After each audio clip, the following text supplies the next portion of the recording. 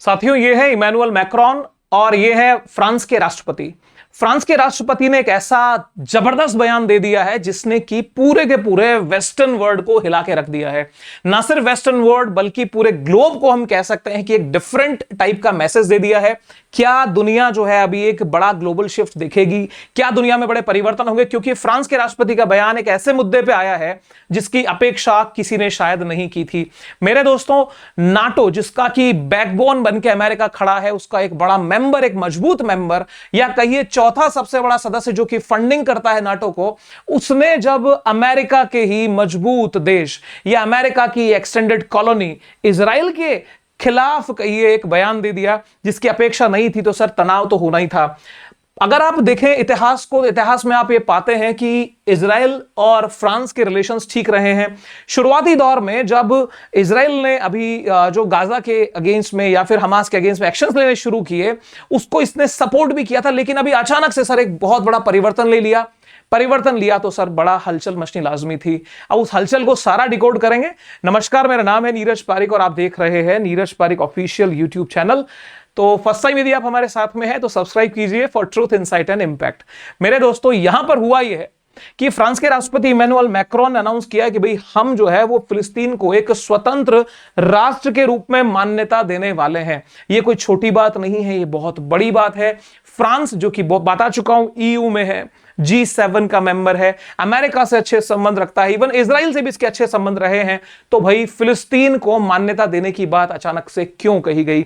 और ये सिर्फ क्या, एक पूरे कैनवास को अगर हम देखें तो एक मुझे ये नजर आता है कि फ्रांस के राष्ट्रपति का बयान एक पूरी पटकथा का हिस्सा है। ये एक्सक्लूसिव इसको मत देखिए, इसको हॉलिस्टिक अप्रोच में देखना पड़ेगा। बहुत सारे और भी पॉइंट्स है जो आपको यहां पे समझने हैं। तो इमैनुअल मैक्रोन का ये बयान ने G7 को शॉक कर दिया। G7 तो जब ये शॉक होंगे, स्वाभाविक बात है, क्योंकि ये इजराइल के अगेंस्ट में गए हैं, फिलिस्तीन को मान्यता देने की बात ये कह रहे हैं। अब यहां पर ये चीज ने डोनाल्ड ट्रंप को सर ये जबरदस्त परेशान करेगी। डोनाल्ड ट्रंप यानी अमेरिका की परेशानी का कारण लाजमी है, क्योंकि अमेरिका और इजराइल की दोस्ती एक तरह से आप कहिए कि ये जिसको कहते हैं ना कि दो दिल एक जान है। इजराइल क्या है? इजराइल को अगर आप जियोपॉलिटिक्स के नजरिए से देखेंगे तो it is just an extended colony of USA. America का एक बढ़ा हुआ हिस्सा है जो कि मिडिल ईस्ट के अंदर बैठा है और अमेरिकी हितों के लिए ये काम करता है। अब आप कहेंगे कि सर अमेरिका इसे सपोर्ट करता है या इजराइल अमेरिका को, तो दोनों एक दूसरे के पूरक बन के बैठे हैं। तो निश्चित रूप से यहां पर ये इनकी तकलीफ में आना अमेरिका के लिए लाजमी है। और जब फ्रांस जैसा देश कहे तो स्वाभाविक ये बन जाता है। फ्रांस का जब ये बयान आता है, फ्रांस के बयान के जस्ट पहले एक झटका देने का काम किया था लूला डिसिल्वा ने, जो कि ब्राजील के राष्ट्रपति हैं।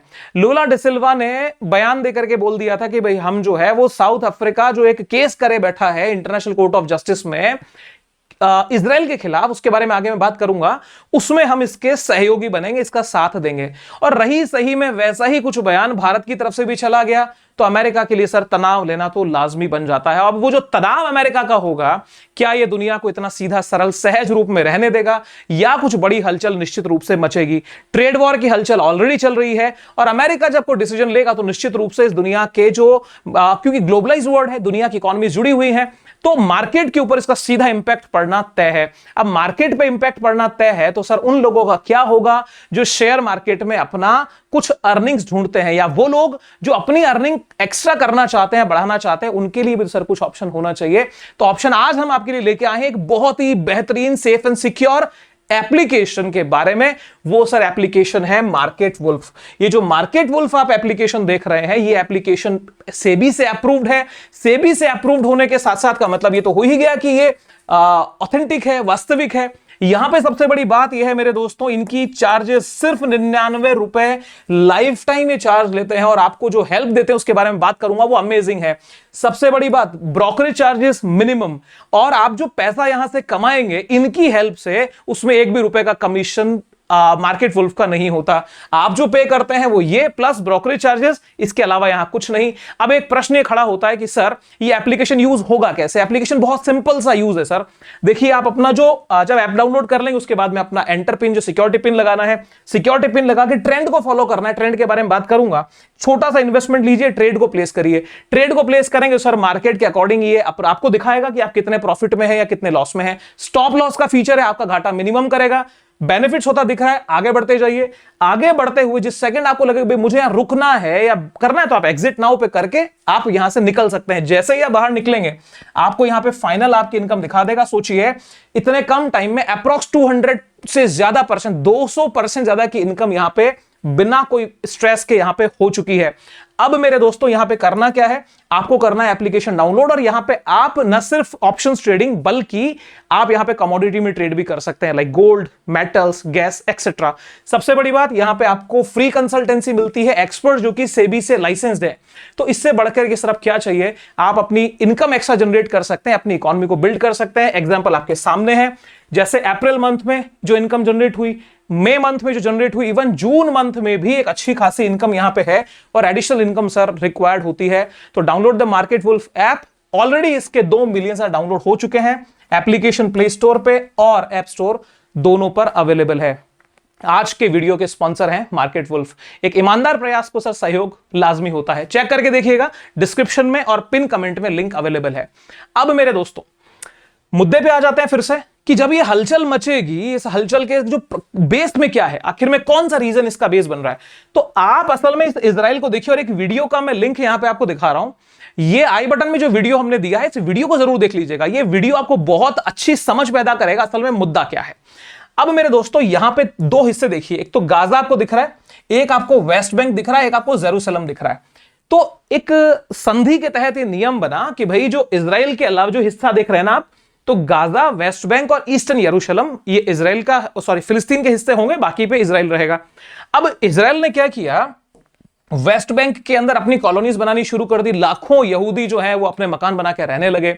दूसरी चीज, गाजा के अंदर जो अभी हालात पैदा हुए हैं वो इजराइल और हमास वॉर में है, दोनों के अपने अपने पक्ष हैं। लेकिन हो क्या गया, इस लड़ाई के बीच में इजराइल ने यहां पे एक तरह से सारा सीज कर दिया है। सब चीजों को सीज करने के चक्कर में यहां पे जो एक रीजन बन रहा है इजराइल की आलोचना का, वो ये बन रहा है कि भाई यहां पे जो मारामारी हुई है या जो इजराइल ने यहां तबाही मचाई है वो तो अपनी तरफ है ही साथ यहां पे एड सेंटर जो होते हैं, मतलब जो सहायता केंद्र है जहां पे यूनाइटेड नेशन सहायता कर रहा होता है, उन सहायता केंद्रों को भी ब्लॉक कर दिया, और वहां पे कई बार गोलीबारी के आरोप भी इजराइल पे लगे हैं, जिसमें निर्दोष लोगों की जानें गई, स्पेशली बच्चे वहां भूखे मरने की हालत में आ गए। अब साहब इस मुद्दे को लेकर के रिसेंटली क्या होता है, साउथ अफ्रीका जो देश है, साउथ अफ्रीका ने इंटरनेशनल कोर्ट ऑफ जस्टिस में पहले से केस किया हुआ है। केस इस मुद्दे पे है कि भाई एक जेनोसाइड कन्वेंशन है, यानी नरसंहार अभी समय है 1948 का, जेनोसाइड कन्वेंशन 1948। उस जेनोसाइड कन्वेंशन के अगेंस्ट में एक्शन ले रहा है इजराइल, ये आरोप है साउथ अफ्रीका का, और साउथ अफ्रीका ने इंटरनेशनल कोर्ट ऑफ जस्टिस जो कि यूनाइटेड नेशंस का हिस्सा, उसके अंदर इस पे केस कर दिया। चलिए साहब, वो तो चल ही रहा था। एक प्रश्न यहां ये खड़ा हो जाता है कि साउथ अफ्रीका जैसा देश जो कि अमेरिका के साथ इसके टाइज अच्छे हैं, यूरोपियन नेशंस के साथ में जिसके संबंध अच्छे हैं, उसने ऐसा क्यों किया। तो सर उसके पीछे रीजन आते हैं नेल्सन मंडेला। नेल्सन मंडेला का एक वाक्य कहिए या उनका एक कोटेशन है, वो बोले कि फिलिस्तीन को या फिलिस्तीनियों को उनकी जमीन का हक मिलने तक हम साउथ अफ्रीका की आजादी को वास्तविक आजादी नहीं मानेंगे। तो एक बेसिक मूल्य, एक बेसिक वैल्यू, ये स्टेटमेंट बन गया साउथ अफ्रीका की ग्लोबल पॉलिटिक्स का या फॉरेन पॉलिसी का। तो साउथ अफ्रीका के लिए फिलिस्तीन की आजादी उसकी अपनी आजादी जैसी है। तो ये केस वहां किया हुआ था, वो मामला चल रहा था। तो यहां पे एएनआई ने रिपोर्ट किया है सर, कब की बात है, 24 जुलाई 2025 की, कि Brazil backs ICJ genocide case filed by South Africa against Israel. यानी जो ऑलरेडी केस चल रहा है उसमें इजराइल के खिलाफ जो साउथ अफ्रीका खड़ा है, उस साउथ अफ्रीका के सपोर्ट में अब एक फाइल कौन लगाने वाला है, ब्राजील भी लगाने वाला है। मतलब ब्राजील भी एक पार्टी बनेगा साउथ अफ्रीका के साथ इजराइल के खिलाफ। अब ब्राजील के संबंध भी इजराइल से ठीक ही रहे हैं मेरे दोस्तों, जैसे आज भारत और इजराइल के संबंध हैं कमोबेश, वैसे ही ब्राजील के साथ में भी ट्रेड रिलेशंस भी हैं, एक इनका पॉलिटिकल रिलेशंस भी इनके ठीक हैं। लेकिन अचानक से शिफ्ट होना किस और इशारा करता है, आप समझिएगा। दूसरी बात, इंडिया के जो अपने परमानेंट रिप्रेजेंटेटिव ऑफ इंडिया है यूनाइटेड नेशंस में, नाम क्या है, पार्वथानेनी हरीश। तो ये जो पार्वथानेनी हरीश हैं, ये साहब ने क्या किया, एक स्टेटमेंट दिया यूनाइटेड नेशन जनरल असेंबली की एक ओपन मीटिंग में। अब उस ओपन मीटिंग में इन्होंने कह दिया India backs ceasefire and aid push in Gaza. क्या बोले कि भैया इमीडिएट सीज फायर होना चाहिए, जिसकी मांग पूरी दुनिया कर रही है वेस्ट के अलावा। वहां पे जो सहायता को जो ब्लॉक किया गया है उसको आगे बढ़ाया जाना चाहिए, मानवीय सहायता दी जानी चाहिए। साथ ही साथ में बैलेंस बनाते हुए कहा कि रिलीज ऑफ हॉस्टेज, यानी जो अगवा किए हुए लोग हैं उनको भी तुरंत रिलीज करना चाहिए, बिकॉज बैलेंसिव अप्रोच भारत लेके चला है। अब आश्चर्य यहां पे ये होता है कि भारत का ये जो स्टैंड इस समय आया है, तो ये अनोखा क्यों है? इसलिए कि कुछ दिन पहले यूनाइटेड जनरल असेंबली में सीज फायर रेजोल्यूशन आया था और उस सीज फायर रेजोल्यूशन में भारत एब्सेंट हो गया था। आगे इसकी बात करेंगे। तो एक ऐसा कौन सा काम हुआ कि भारत के उस पूरे, जिसको कहते हैं ना कि स्टैंस में चेंज आ गया, भारत की उस पोजीशन में चेंज आ गया, लिया पोजीशन में। तो यहां पे आपने ईरान, सॉरी माफ कीजिएगा, फ्रांस को देख लिया, फ्रांस के साथ में साउथ अफ्रीका, उसके बाद में आपने देख लिया ब्राजील, और उसके बाद में देखा आपने इंडिया। मेरे दोस्तों ऐतिहासिक रूप से आप देखिए तो चारों देश वो हैं जो अमेरिका के कहीं ना कहीं सहयोगी रहे हैं। तो अमेरिका धीरे धीरे कमजोर हो रहा है, स्पेशली फ्रांस का तो बड़ा झटका यहां लगा है।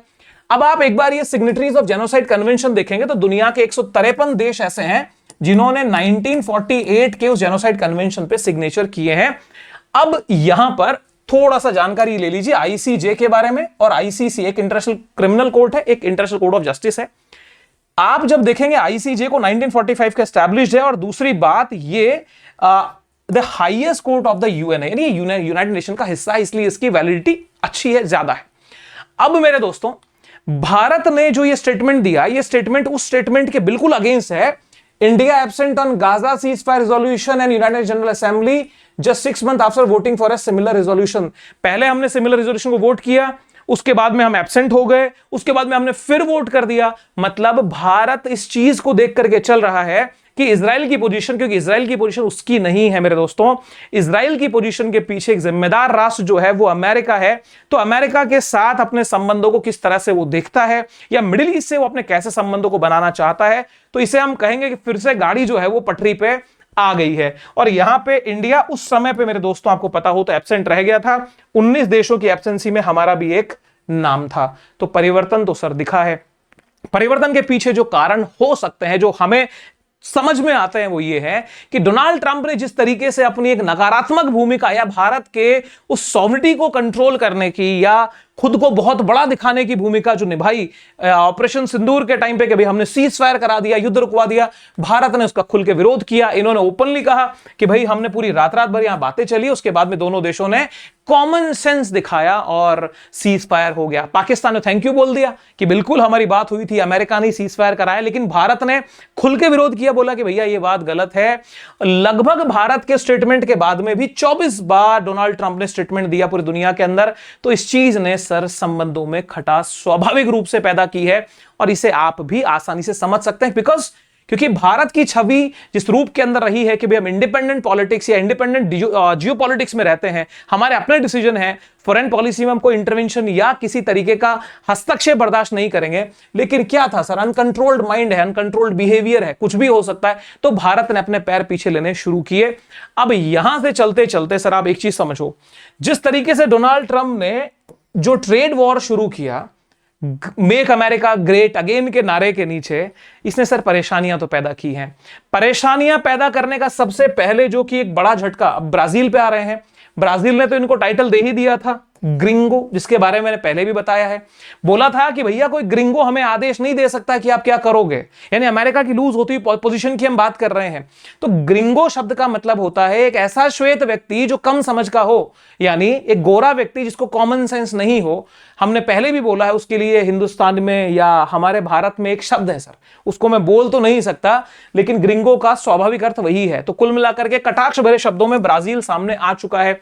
ब्राजील के सामने आने के बाद में इंडियन एक्सप्रेस की इस खबर को देखो, और ये एक न्यूज क्लिप जो बयान है सर वो बड़ा जबरदस्त है। None of us are free until Palestine is, जब तक फिलिस्तीन आजाद नहीं होगा तब तक हम भी आजाद नहीं है। तो ऐसा कौन सा प्रेम इमैनुअल मैक्रोन के मन में फिलिस्तीन के लिए उमड़ा?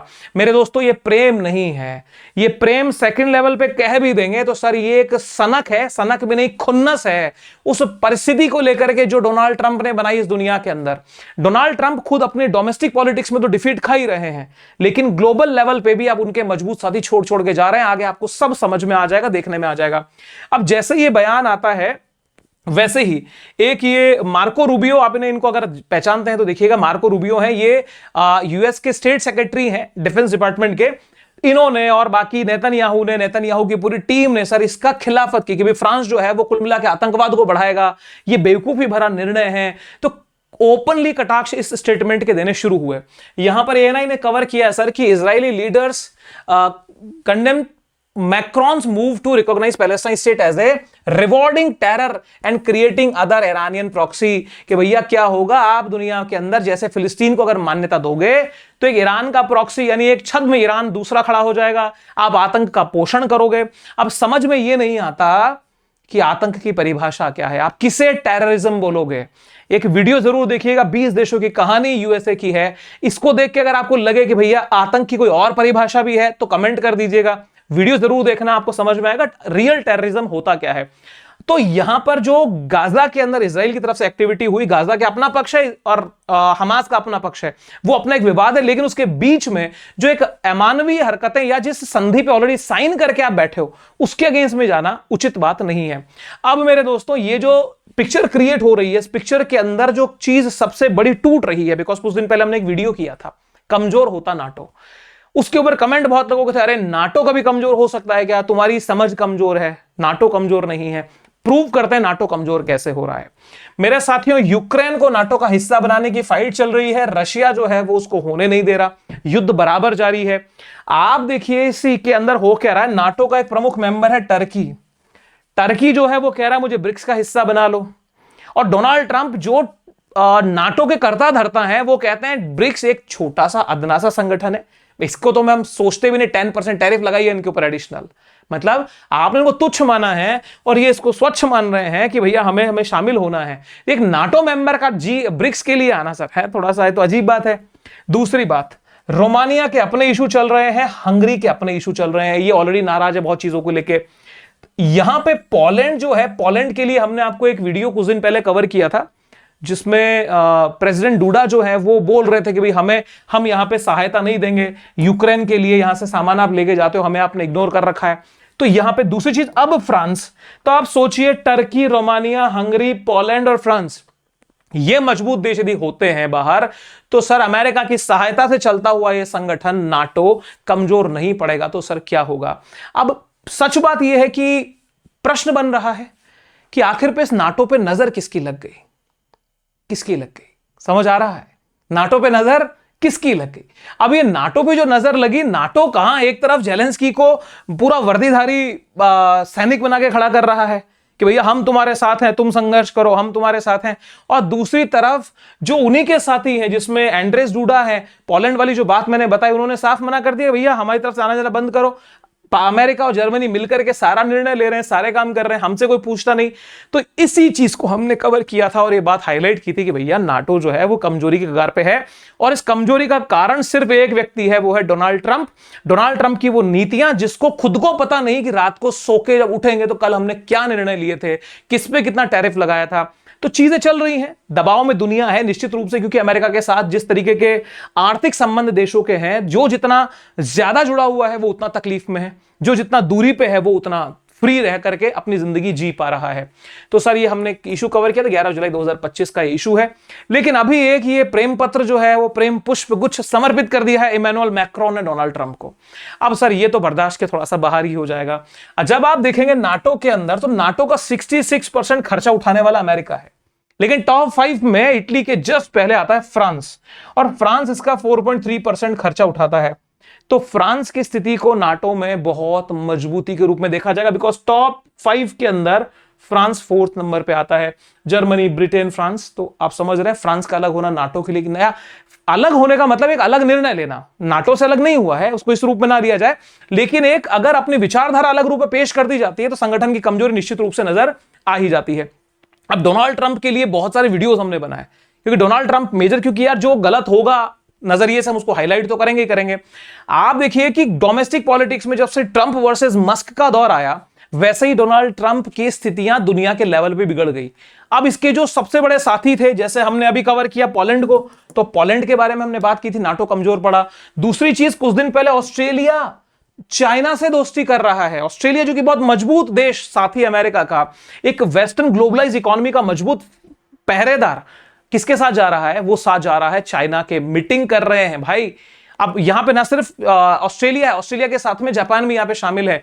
दूसरी चीज, रशिया के इस छत्र तले नॉर्थ कोरिया, उसके साथ में चाइना और रशिया, ये 3 देशों का ट्रॉइका बन रहा है। ये ट्रॉइका अमेरिका को परेशान कर रहा है और ले दे करके सारी स्थिति के अंदर G7 के एक मजबूत देश फ्रांस का अमेरिका या नाटो के एक मजबूत स्टांस से अलग हटके अपना परिचय दे देना कि भैया हम तो मान्यता देंगे, क्योंकि इजराइल जो है वो यहां पे मानवाधिकारों का हनन कर रहा है और जब तक फिलिस्तीन आजाद नहीं तब तक हम भी आजाद नहीं। तो आप बताइए, नाटो की कमजोरी G7 को कमजोर करेगी या नहीं करेगी? नाटो और G7 की कमजोरी EU को एक संगठन के स्तर पर कमजोर करेगी या नहीं करेगी? नाटो, G7 और EU की कमजोरी यूनाइटेड नेशंस के उस छत्र को, माफ कीजिएगा, यूनाइटेड स्टेट्स के उस छत्र को, अमेरिका के उस जो एक बना कि अम्ब्रेला बना हुआ है कि भैया हम दुनिया को लीड करते हैं, तो अमेरिका फर्स्ट की बजाय अमेरिका अलोन की तरफ ये बढ़ रहा है कि नहीं बढ़ रहा? अब आपका कमेंट का वेट है सर, बता दीजिए एनालिसिस ठीक नहीं हो तो कुल मिलाकर के नाटो का कमजोर होना बहुत चीजों को जाहिर कर रहा है। एक प्रमाण और देता हूं, गौर फरमा दीजिए सर एक बार। प्रमाण यह है कि आपके सामने जो स्क्रीन आप देख रहे हैं तो स्काई ब्लू कलर में है, ये ग्लोबल नॉर्थ है और ये ग्लोबल साउथ है। ग्लोबल नॉर्थ और ग्लोबल साउथ जो शब्दावली है ये बेसिकली विकसित और विकासशील देशों के लिए समर्पित है। मतलब जो विकसित देश हैं वो ग्लोबल नॉर्थ का हिस्सा है, वैश्विक उत्तर बोलते हैं। जो विकासशील है वो ग्लोबल साउथ यानी वैश्विक दक्षिण का हिस्सा है। ग्लोबल साउथ के देशों की स्थिति तो कमोबेश ऐसी ही है, बल्कि ग्लोबल नॉर्थ में जो रशिया है वो इन्हीं के साथ खड़ा है क्योंकि वो यूएसए का विरोधी है। ऑस्ट्रेलिया चाइना से दोस्ती करना चाह रहा है, मतलब ग्लोबल नॉर्थ ग्लोबल साउथ से जुड़ना चाह रहा है। जापान का चाइना से रिलेशन फिर से ट्रेड पॉइंट ऑफ पे बढ़ना, वो किसे संकेत दे रहा है? वो फिर संकेत दे रहा है ग्लोबल साउथ के मजबूत होने का।